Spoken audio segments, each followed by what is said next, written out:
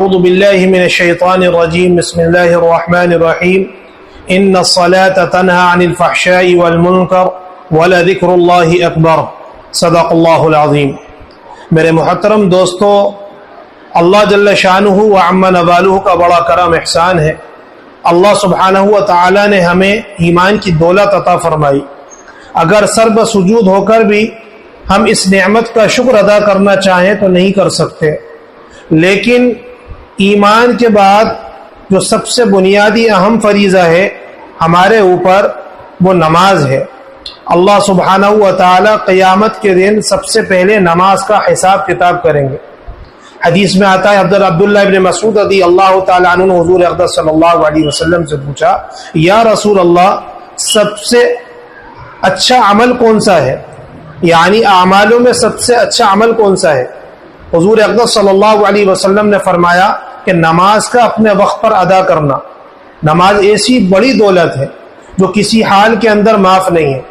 اگر انسان سفر میں ہے اور انسان جو ہے بیمار ہے یا انسان جو ہے کسی بھی حالت کے اندر ہے، اس پر نماز فرض ہے۔ ہر مسلمان بالغ مرد عورت پر اللہ نے 5 وقت کی نماز فرض کی ہے، جو ہر حال کے اندر ہمیں پڑھنا ضروری ہے۔ اگر کوئی انسان کھڑے ہو کر نہیں پڑھ سکتا تو بیٹھ کر پڑھ لے، بیٹھ کر نہیں پڑھ سکتا، شرعی معذور ہے تو لیٹ کر پڑھ لے۔ یہاں تک کہ حکم یہ ہے کہ اشاروں سے پڑھے۔ یعنی نماز اللہ کے نبی صلی اللہ علیہ وسلم جب اس دنیا سے رخصت ہو رہے تھے تو آپ نے اس وقت بھی نماز کی وصیت فرمائی اور نماز کی تلقین فرمائی، اور فرمایا آپ نے کہ میری امت نماز نہ چھوڑنا، نماز ضرور پڑھنا، اور اپنے ماتحتوں کے ساتھ، جو تمہارے ماتحت ہیں، غلام ہیں، ان کے ساتھ جو ہے نرمی کا معاملہ کرنا، ان کے ساتھ عاجزی انکساری کرنا، نرمی کا معاملہ کرنا۔ یہ حضور اقدس صلی اللہ علیہ وسلم نے اس دنیا سے رخصت فرمانے کے وقت یہ وصیت پوری امت کو فرمائی تھی۔ میرے بھائیو دوستوں، آپ صلی اللہ علیہ وسلم جو ہے یعنی نماز کے اندر آپ صلی اللہ علیہ وسلم کی آنکھوں کی ٹھنڈک بتائی آپ نے، اور مؤذن روزانہ پکار کر کہہ رہا ہے، آؤ نماز کی طرف، آؤ کامیابی کی طرف، حی علی الصلاۃ، حی علی الفلاح۔ تو یہ کامیابی کون سی کامیابی ہے؟ کہ دنیا آخرت کی کامیابی ہے، کہ دنیا آخرت کی اگر چین و سکون چاہتے ہو، امن اطمینان چاہتے ہو، اور اپنی زندگیوں کو بنانا چاہتے ہو تو آؤ نماز پڑھو، اللہ کے فریضے کو پورا کرو، اپنے کاروبار کو چھوڑو اور اپنے گھر بار کو چھوڑو اور باہر کے ماحول سے نکل کر مسجد کی طرف آؤ۔ فَفِرُّوا إِلَى اللَّهِ، یعنی اللہ کے احکامات کی طرف دوڑ لگاؤ۔ سَارِعُوا إِلَى مَغْفِرَةٍ مِّن رَبِّكُمْ، کہ جس احکامات کو پورا کرنے کی وجہ سے اللہ سبحانہ و تعالیٰ تمہیں دنیا میں بھی تمہارے جو ہے یعنی راحت اطمینان دیں گے، اور مرنے کے بعد بھی اللہ سبحانہ و تعالیٰ تمہیں ایسی جنت الفردوس میں داخل کریں گے جو وسیع اور عریض ہوگی۔ یعنی جو نعمتیں اللہ تعالیٰ نے اور جو مہمان خانہ مومنوں کے لیے تیار کر رکھا ہے، اللہ سبحانہ و تعالیٰ وہاں فیصلہ فرمائیں گے۔ اور نمازی یعنی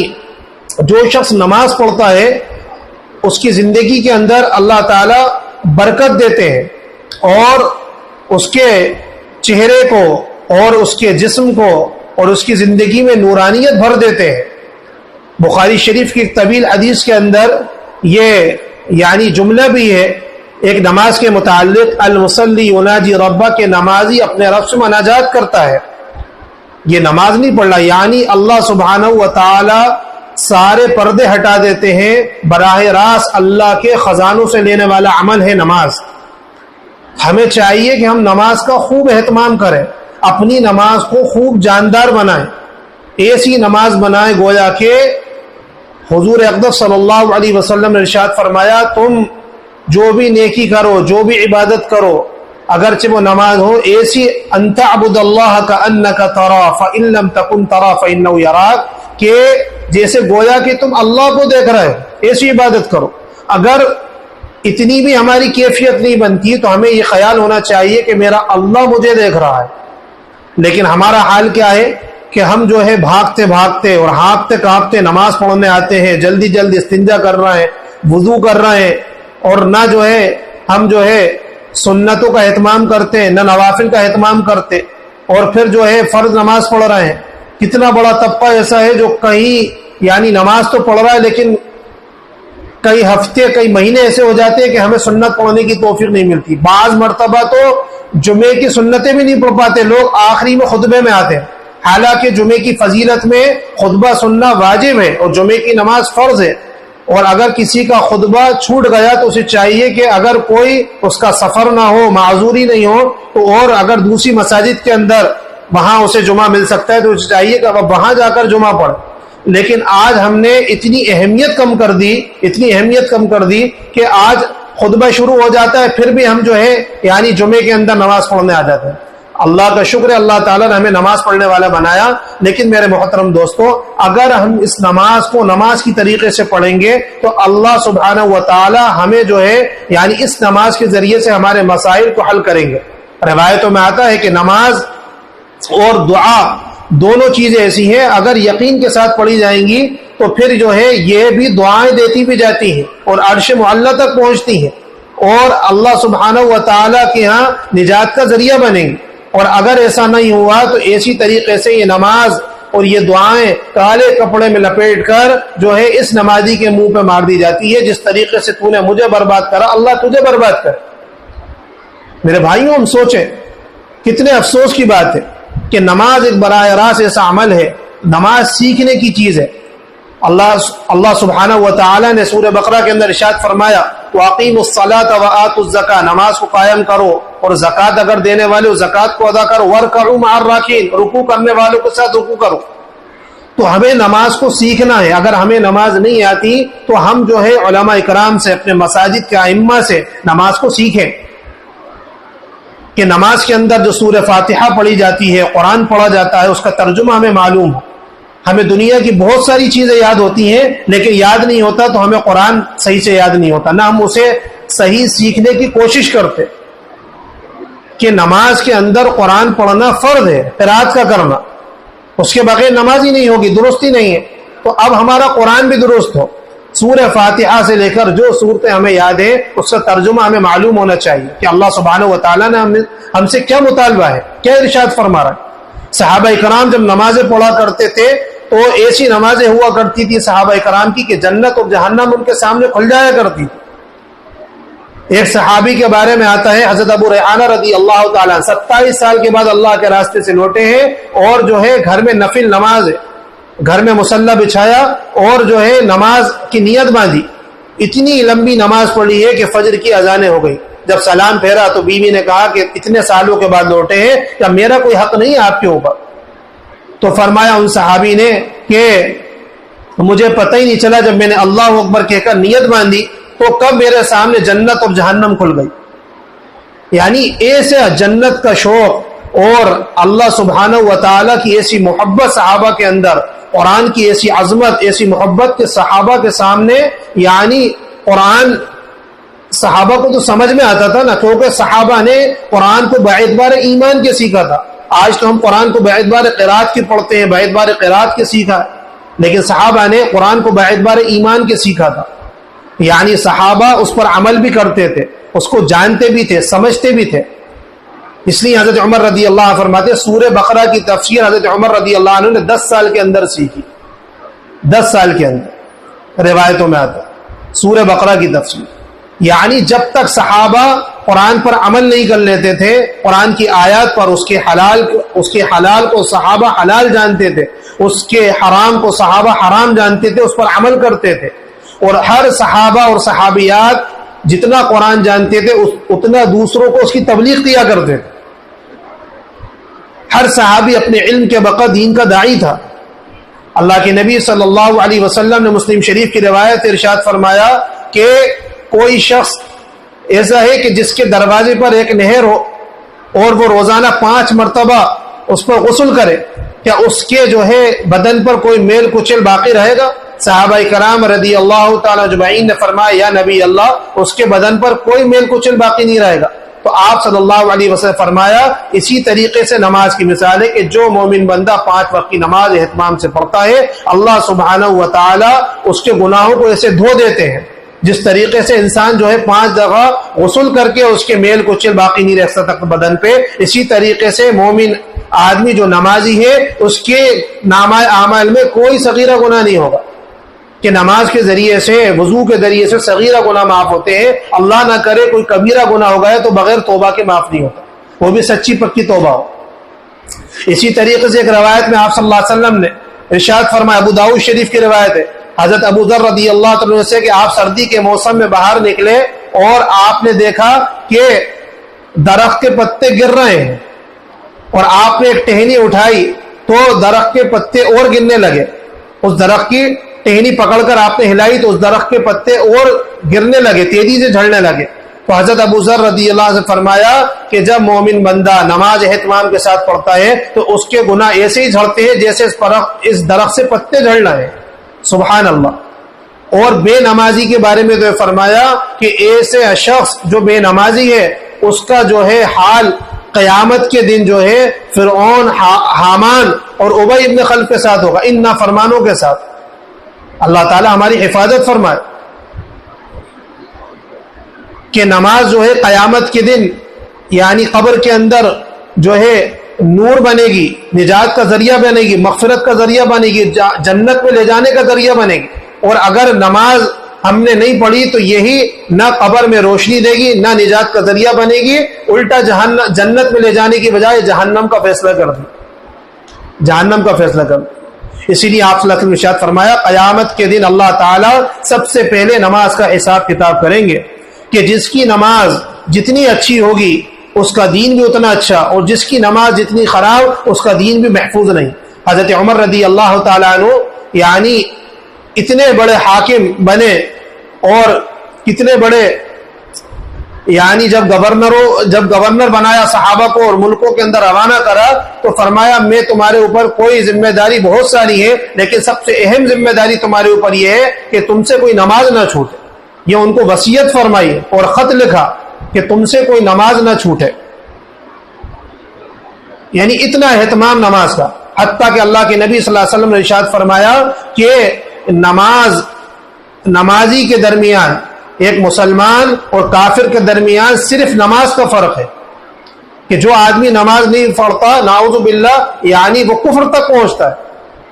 آپ صلی اللہ علیہ وسلم نے کتنی سخت وعیدیں ارشاد فرمائی ہیں۔ تو میرے بھائیو دوستو، ہمیں نماز کا اہتمام کرنا ہے اور اس نماز کو اتنا جاندار بنانا ہے کہ اس نمازوں کے ذریعے سے ہم اللہ سبحانہ و تعالیٰ کے خزانوں سے براہ راست لینے والے بن جائیں۔ جیسے صحابہ کرام اپنی نمازوں کو پڑھا کرتے تھے، جو بھی صحابہ کے سامنے کوئی مسئلہ پیش آتا، بھلے وہ چھوٹا مسئلہ ہو کوئی بڑا مسئلہ ہو، یعنی سوئی تاگے سے لے کر پہاڑ کا بھی مسئلہ ہو، ہم اچھی طریقے سے وضو کریں، اچھی طریقے سے پاکی حاصل کریں اور 2 رکعت نماز اللہ کے سامنے صلاۃ الحاجت پڑھ کر اللہ سے مانگے، اللہ سبحانہ و تعالی ہماری حاجت کو پوری کریں۔ اور اگر نہیں ہوا تو دوبارہ پڑھیں، اور اگر نہیں ہوا تو پھر 3 بار پڑھیں، بار بار اس کی مشق کریں اور اللہ سے یقین کے ساتھ دعا کریں کہ انشاءاللہ اللہ میرا مسئلہ حل کریں گے۔ جس یقین کے ساتھ آج لوگ جو ہے بیماری میں ڈاکٹروں کے پاس جا رہے ہیں، جس یقین کے ساتھ نعوذ باللہ آج جو ہے لوگ تعویذ گنڈے اور پیروں کے پاس جا رہے ہیں،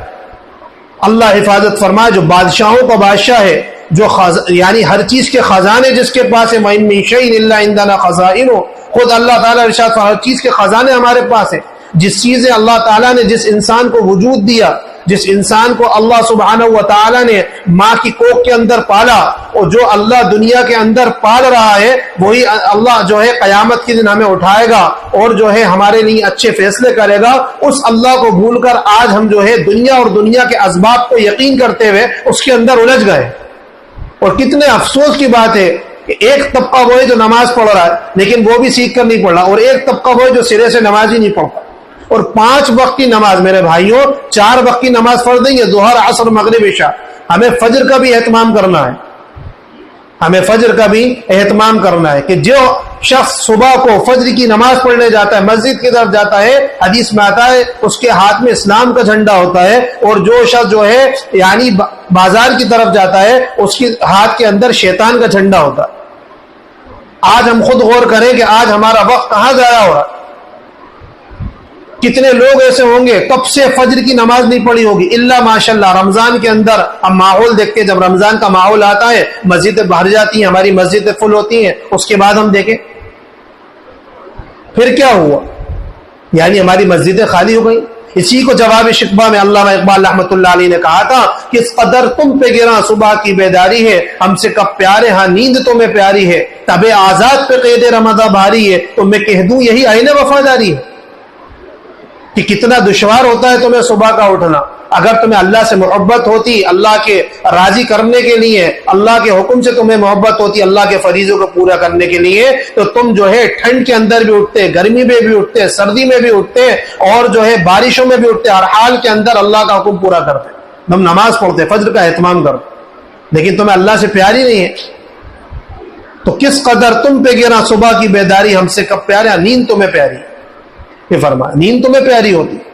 کتنا طبقہ ایسا ہے فرمایا آگے کہ رمضان کے فرض روزے نہیں رکھتا، تب آزاد پہ قید رمضاں باری، فرمایا تو میں کہہ دوں یہی عین وفاداری، اللہ سے یہی وفاداری۔ ہر ایک انسان جو ہے اگر جو ہے جانور سے بھی اس کو پیار دیتا ہے، کوئی کتا ہے، کوئی گھوڑا ہے، ان وفادار جانور ہیں، جانوروں کے اندر وفادار جانور ہے، اگر ان کو پالتا ہے، ان کو کھلاتا ہے پلاتا ہے، اتنے مانوس ہو جاتے ہیں کہ تم ان کو کبھی کھلاؤ نہیں، یہ جب بھی تمہاری وفاداری کرتے ہیں،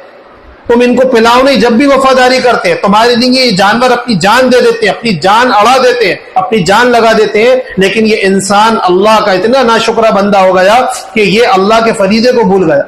اللہ کا شکر ادا نہیں کرتا، اللہ کا شکر ادا نہیں کرتا۔ تو میرے محترم دوستو بزرگوں، ہمیں جو ہے اپنی نماز کو جاندار بنانا ہے، اور ہر مسلمان تک یعنی ہمارے گھروں کے اندر مرد عورتیں بچے بوڑھے نمازی بنے۔ 7 سال کے اندر نماز کا بچے کو حکم دیا گیا، 10 سال کے عمر ہو جائے تو ان کے بستروں کو علیحدہ کر دو اور انہیں مسجدوں کے اندر لاؤ کہ بلوغت سے پہلے ان کی نماز کے عادی ہو جائیں یہ بچے۔ اتنے چھوٹے بچے کو مسجد میں نہیں لانا چاہیے کہ اگر وہ گندگی وغیرہ کر دے، لیکن جو ہے جو بڑے بچے ان کو تو مسجدوں کے اندر لائیں، 7 سال کے ہو گئے 10 سال کے ہو جائے، انہیں جو ہے والدین مسجدوں کے اندر لائیں، اور پھر جو ہے وہ بچوں کی الگ صف ہو، پیچھے پڑھیں، بڑوں میں داخل نہ ہو۔ اگر ہو بھی جائیں کسی وجہ سے اللہ ماشاء اللہ کوئی بچہ صف میں آ گیا گزر گیا تو انہیں جو ہے یعنی نہ ڈرائیں، نہ انہیں دھمکائیں، نہ انہیں ڈانٹیں، کوئی ان سے یعنی ایسی بدسلوکی نہ کرے۔ اسلام نے ہمیں حکم سکھایا، یہ تعلیم دی اسلام نے ہمیں۔ اس لیے میرے محترم دوستوں، ہمیں نماز کو خوب اچھا بنانا ہے اور نماز کو سیکھ کر پڑھنا ہے، اور مرد بھی اس کو سیکھیں، عورتیں بھی سیکھیں، بچے بھی سیکھیں۔ دین مدارس عربیہ کے اندر مکاتب پہ اپنے بچوں کو بھیج کر دینی تعلیم حاصل کرائیں، اور جو ہے اللہ کے راستے میں نکل کر ہمارے بڑے حضرات اور عورتیں اس جو ہے یعنی دین کو سیکھیں تاکہ ہماری زندگی میں آئے اور ماحول کے اندر آئے۔ اور جب تک ہمارا تعلق اللہ سے مضبوط نہیں ہوگا، ہمارا ایمان اور نمازیں نہیں بنیں گے، میرے بھائی اور دوستو، حالات آتے رہیں گے اور یہ بگڑتے رہیں گے، حالات آتے رہیں گے اور یہ بگڑتے رہیں گے۔ حالات دین کے تابع ہیں، دین حالات کے تابع نہیں ہے، کہ جو لوگ سمجھتے ہیں کہ دین حالات کے تابع ہے ان کا دین ناقص ہوتا ہے۔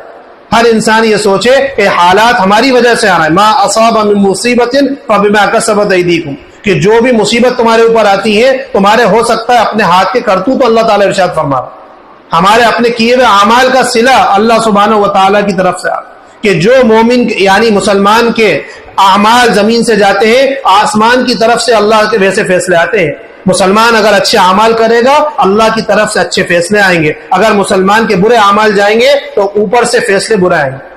پھر بھی اللہ کا کتنا بڑا شکر ہے، اللہ سبحانہ و تعالیٰ اس پرفتن دور کے اندر ہمارے ان گناہوں کی وجہ سے بھی اللہ جو ہے ہمیں کھلا رہا ہے، پلا رہا ہے، ہمیں پال رہا ہے اور ہماری زندگی اور ضرورتیں پوری کر رہا ہے۔ تو ہمیں بھی چاہیے کہ جو اللہ کا حق ہے ہم سب کو اللہ کی طرف لوٹ کے جانا ہے، اس سے پہلے اپنی زندگی کو بنانا ہے اور دین کو سیکھنا ہے، تاکہ اللہ سبحانہ و تعالی ہمیں دنیا میں بھی کامیاب کرے، آخرت میں بھی کامیاب کرے۔ اللہ سبحانہ و تعالی ہمیں کہنے سننے سے زیادہ عمل کی توفیق نصیب فرمائے۔ وآخر دعوانا ان الحمد للہ رب العالمین۔